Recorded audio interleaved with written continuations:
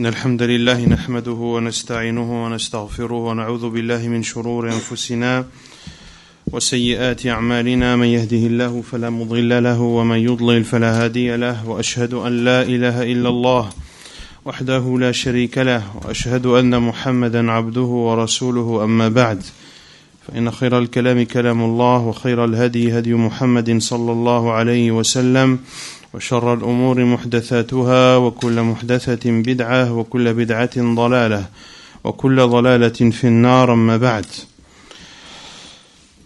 Donc Inch'Allah Ta'ala, on commence la lecture du tafsir, de l'exégèse de Surat al-Mulk, Surat la royauté. قال الله تعالى تبارك الذي بيده الملك وهو على كل شيء قدير الذي خلق الموت والحياة ليبلوكم أيكم أحسن عملا وهو العزيز الغفور الذي خلق 7 سماوات طباقا ما ترى في خلق الرحمن من تفاوت فارجع البصر هل ترى من فطور ثم ارجع البصر كرتين ينقلب إليك البصر خاسئا وهو حسير. Allah Azza wa Jalla dit selon le sens: Exalté soit celui dans la main de qui est la royauté et il est capable de toutes choses. Celui qui a créé la mort et la vie afin de vous éprouver qui de vous est le meilleur en œuvre. Et c'est lui le tout-puissant, le pardonneur. Celui qui a créé 7 cieux superposés sans que tu vois de disproportion en la création du tout miséricordieux. Ramène le regard, ramène sur elle, c'est-à-dire sur cette création, le regard. Y vois-tu une brèche quelconque, puis retourne ton regard par 2 fois.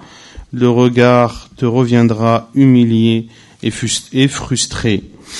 قال الشيخ السعدي رحمه الله تعالى تبارك الذي بيده الملك أي تعاظم وتعالى وكثر خيره وعم إحسانه من عظمته أن بيده ملك العالم العلوي والسفلي فهو الذي خلقه ويتصرف فيه بما يشاء من الأحكام القدرية والأحكام الدينية التابعة لحكمته ومن عظمته كمال قدرته التي يقدر بها على كل شيء وبها أوجد ما أوجد من المخلوقات العظيمة كالسماوات والأرض وخلق الموت والحياة أي قدر لعباده أن يحييهم ثم يميتهم ليبلوكم أيكم أحسن عملا أي أخلصه وأصوبه فإن الله خلق عباده وأخرجهم لهذه الدار وأخبرهم أنهم سينقلون منها وأمرهم ونهاهم وابتلاهم بالشهوات المعارضة لأمره فمن انقاد لأمر الله وأحسن العمل أحسن الله له الجزاء في الدارين ومن مال مع شهوات النفس ونبذ أمر الله فله شر الجزاء وهو العزيز الذي له العزة كلها التي قهر بها جميع الأشياء وانقادت له المخلوقات الغفور عن المسيئين والمقصرين والمذنبين خصوصا إذا تابوا وأنابوا فإنه يغفر ذنوبهم ولو بلغت عنان السماء ويستر عيوبهم ولو كانت ملء الدنيا. Donc Cheikh al-Sa'di rahimahullah dit l'explication de Surat al-Mulk, tafsir Surat al-Mulk wa hiya makkiyah. C'est une sourate mécoise dans laquelle Allah Azza wa Jalla dit sur le sens exalté soit celui dans la main de qui est la royauté. C'est-à-dire qu'Allah Azza wa Jalla est exalté et ses biens sont nombreux et ses bienfaits sont vastes et fait partie de l'immensité d'Allah Azza wa Jalla le fait qu'il a entre ses mains la royauté des mondes célestes et des mondes terrestres. C'est lui qui les a créés et c'est lui qui les dirige et qui les administre comme il le veut à travers ses jugements universels et ses jugements religieux qui résultent de sa sagesse subhanahu wa ta'ala. Et fait partie de son immensité le fait qu'Allah Azza wa Jalla a une force parfaite, qu'il est capable de toutes choses. Et c'est par cette force qu'il a créé ce qu'il a créé comme immense créature, comme les cieux et la terre. Puis il dit Azza wa Jal, celui qui a créé la mort et la vie, c'est-à-dire qu'il a prédestiné à ses serviteurs le fait de leur donner la vie puis de les faire mourir. لِيَبْلُوَكُمْ أَيُّكُمْ أَحْسَنُ عَمَلًا, afin de vous éprouver qui de vous est le meilleur en œuvre, c'est-à-dire qui de vous accomplira l'adoration la plus sincère et la plus en concordance avec la sunna du prophète sallallahu alayhi wa sallam. Allah Azza wa Jalla a donc créé ses serviteurs et il les fera sortir de cette vie d'ici-bas. Et Allah Azza wa Jalla a informé qu'un jour ou l'autre, ces créatures quitteront cette vie d'ici-bas. Il leur a dirigé des commandements, de même qu'il leur a interdit des choses. Allah Azza wa Jalla les a également éprouvés à travers des tentations qui contredisent ces commandements. Celui donc qui se soumet aux commandements d'Allah et fait des œuvres pieuses, Allah Azza wa Jalla lui accordera la meilleure récompense dans les deux demeures. Quant à celui qui tend vers ses passions et celui qui rejette le commandement d'Allah, alors à lui la pire des rétributions. Wa huwa al-Aziz, et c'est lui le Tout-Puissant. C'est lui qui détient toute la puissance et cette puissance par laquelle il a la suprématie subhanahu wa ta'ala sur toute chose, une puissance à laquelle se soumettent l'ensemble de ses créatures, à laquelle se soumet l'ensemble de ses créatures. Al-Ghafour, le pardonneur, celui qui pardonne à ceux qui commettent des péchés, à ceux qui font du tort à eux-mêmes. Il pardonne de façon particulière à ceux qui se repentent et qui reviennent vers Allah subhanahu wa ta'ala. Allah pardonnera alors leurs péchés, même s'ils atteignent les cieux, et Allah Azza wa Jal fera en sorte de cacher leurs défauts, même s'ils remplissent la terre. ثم قال الذي خلق 7 سماوات طباقا أي كل واحدة فوق الأخرى ولسن طبقة واحدة وخلقها في غاية الحسن والإتقان ما ترى في خلق الرحمن من تفاوت أي من خلل ونقص وإذا انتفى النقص من كل وجه صارت حسنة كاملة متناسبة من كل وجه في لونها وهيئتها وارتفاعها وما فيها من الشمس والقمر والكواكب النيرات الثوابت منهن والسيارات. ولما كان كمالها معلوما أمر الله تعالى بتكرار النظر إليها والتأمل في أرجائها فقال فارجع البصر أي أعده إليها ناظرا معتبرا هل ترى من فتور أي نقص واختلال ثم ارجع البصر كرتين والمراد بذلك كثرة التكرار ينقلب إليك البصر خاسئا وهو حسير أي عاجزا عن أن يرى خللا أو فطورا ولو حرص غاية الحرص. ثم صرح بذكر حسنها فقال سبحانه وتعالى ولقد زينا السماء الدنيا بمصابيح وجعلناها رجوما للشياطين وأعتدنا لهم عذاب السعير وللذين كفروا بربهم عذاب جهنم وبئس المصير إذا ألقوا فيها سمعوا لها شهيقا وهي تفور تكاد تميز من الغيظ كلما ألقي فيها فوج سألهم خزنتها ألم يأتكم نذير قالوا بلى قد جاءنا نذير فكذبنا وقلنا ما نزل الله من شيء إن أنتم إلا في ضلال كبير وقالوا لو كنا نسمع أو نعقل ما كنا في أصحاب السعير.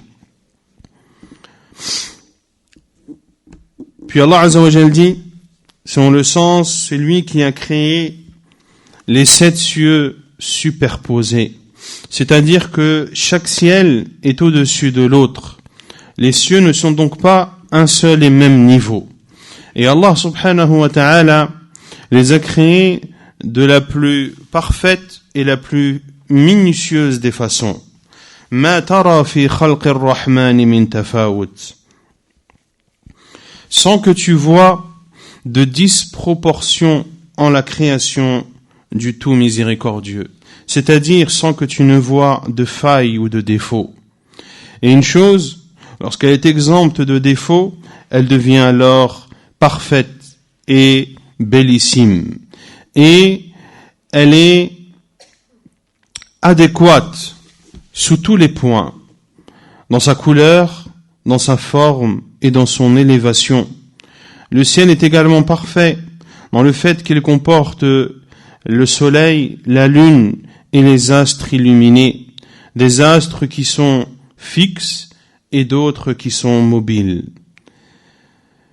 Et parce que la perfection de la création des cieux est parfaite, Allah subhanahu wa ta'ala a appelé à multiplier l'observation de ce ciel et à méditer dans ses limites.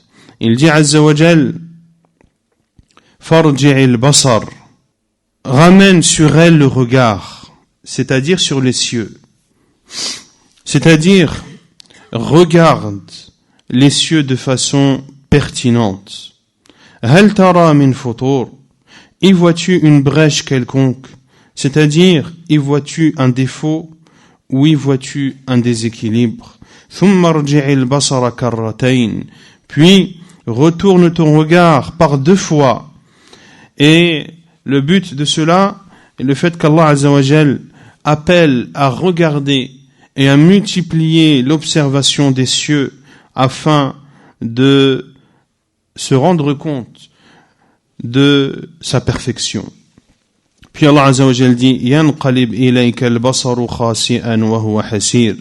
Le regard te reviendra humilié et frustré, c'est-à-dire que ce regard sera incapable de voir un quelconque défaut, une quelconque fissure, un quelconque déséquilibre, même si la personne y mettait tous ses efforts. Puis Allah subhanahu wa ta'ala a clairement cité la beauté de ces cieux. Il dit Azza wa Jal selon le sens.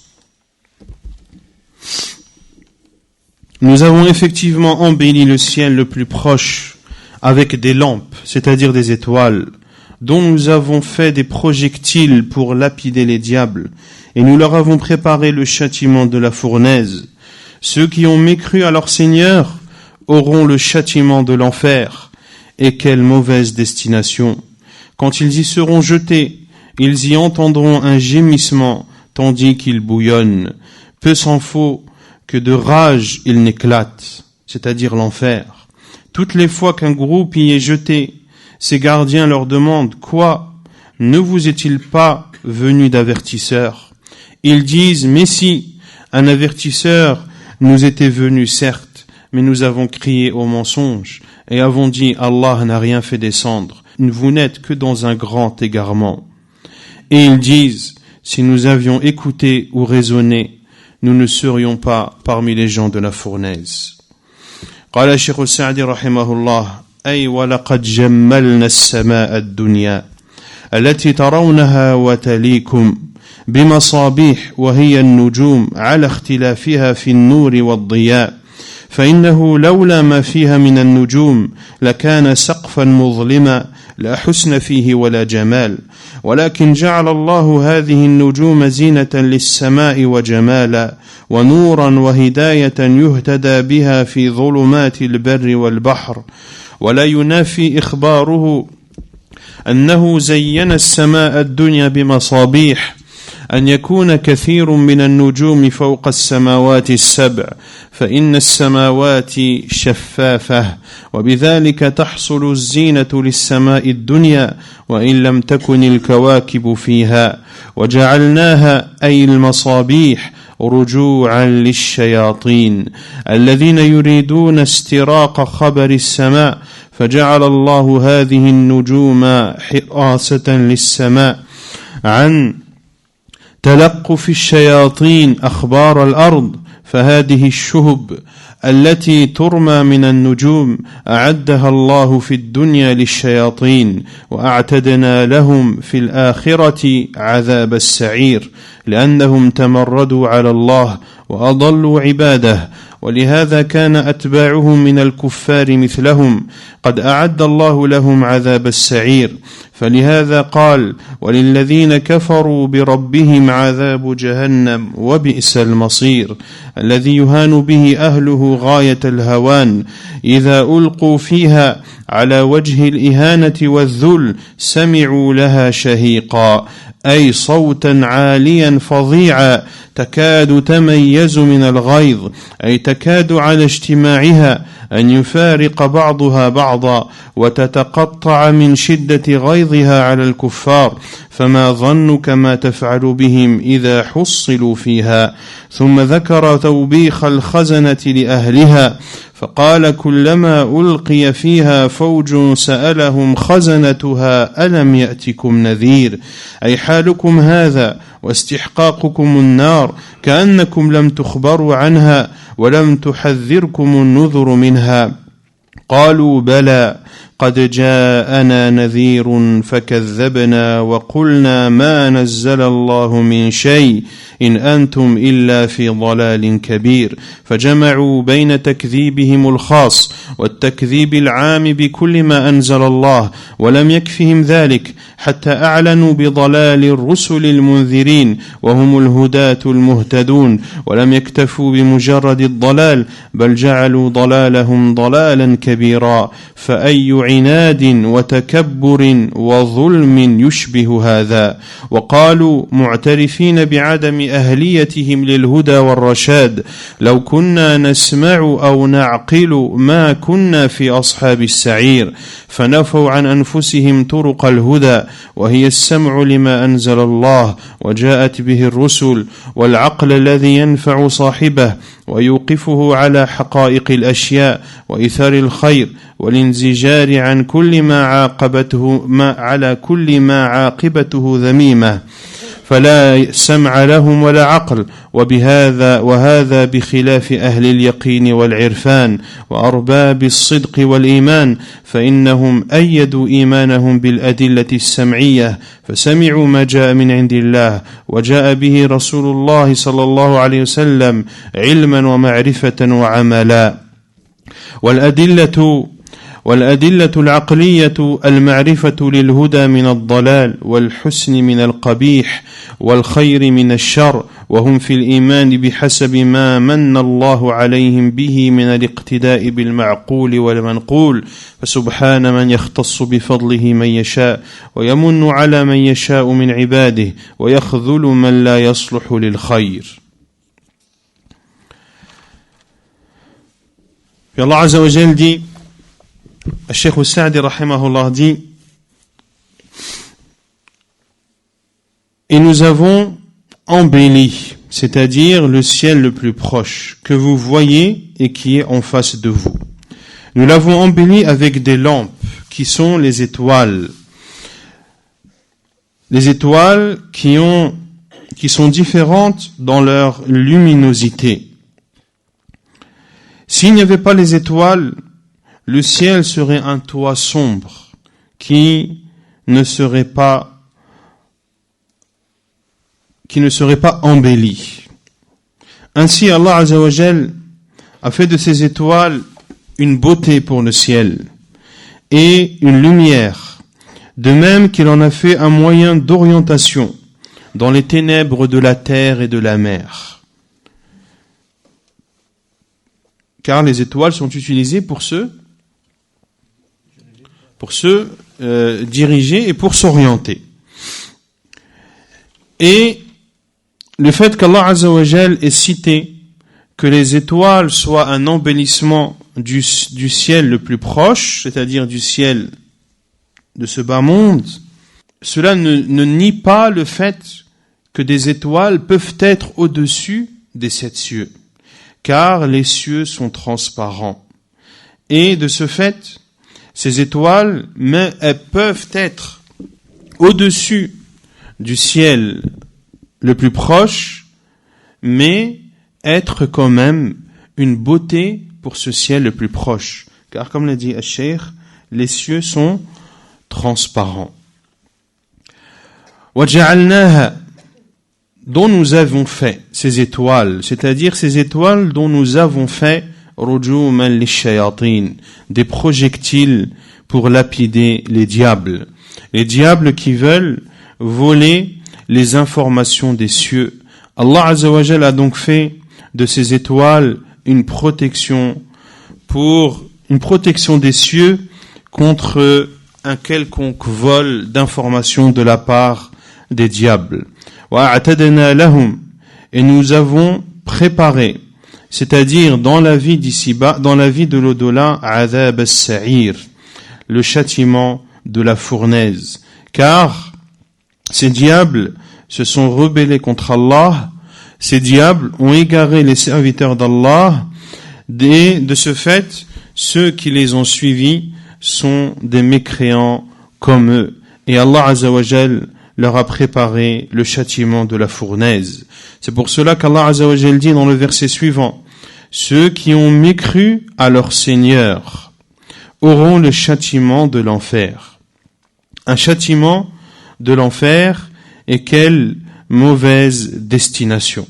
Un châtiment qui aura parmi ses buts, ou parmi les buts de ce châtiment, c'est de rabaisser et d'humilier. Lorsqu'ils y seront jetés, c'est-à-dire en guise de rabaissement et d'humiliation, sami'u laha shahiqa, ils entendront dans cet enfer un gémissement, c'est-à-dire un bruit extrêmement fort et effrayant. Takadu tamayyazu min al-ghayz, peu s'en faut que de rage il n'éclate, c'est-à-dire peu s'en faut que l'enfer, de par sa colère envers ceux qui n'ont pas cru en Allah, de par sa rage, peu s'en faut que cet enfer n'explose et ne s'éclate. C'est-à-dire que peu s'en faut que ces parties se séparent et qu'il se déchire de par sa rage contre les non-musulmans.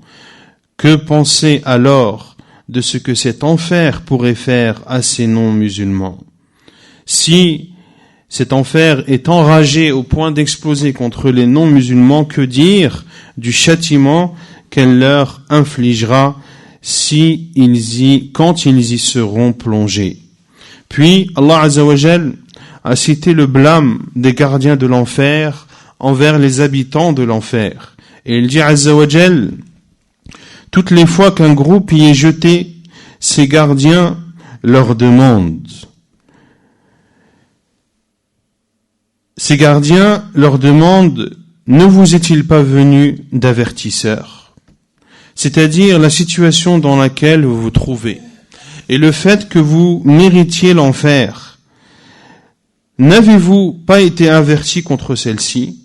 Un avertisseur n'est-il pas venu à vous pour vous mettre en garde?